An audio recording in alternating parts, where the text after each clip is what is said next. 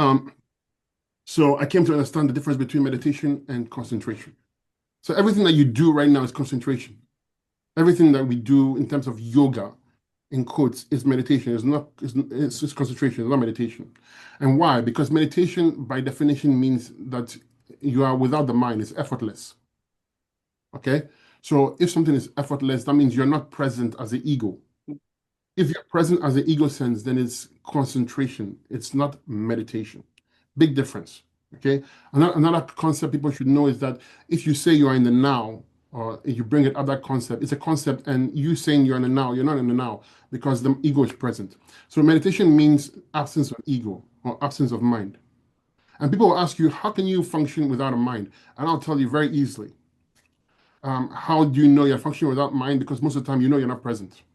And it's not like you're forgetful. It's just like you do everything perfectly. You will teach, Hmm. you will learn, you dance, everything. In fact, you'll be a better dancer if you're egoless. You'll be a better teacher if you're 100%. egoless, right? Yeah. And you can find it, and there are tests and signs of it when you dance. For instance, if you dance and you lose yourself in the dance, you forget yourself. And when you forget yourself, that's a brief instant of mindless or egoless. You have no ego. Or if you are really into your work and you kind of like you blank out, meaning like you don't know what you're doing, but you're doing it perfectly, that's a clear sign of a touch of it, not necessarily the whole thing, but a touch of your you being without ego.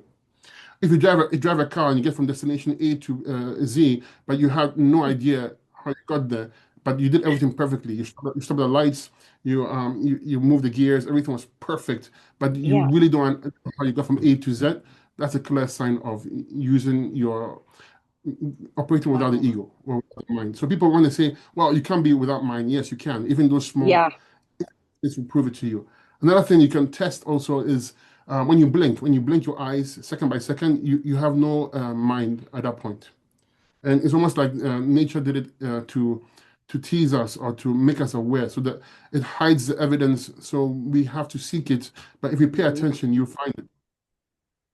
So also when you're having intercourse with somebody you love and it's really deep set in that moment in time when you max out there's no ego there. That's why human beings are Hmm. obsessed part to the sexual activity is Right. because they are seeking that bliss or pleasure. They don't equate it to that, but in actual fact, that's what they're after because that moment of ecstasy, there's no mind present.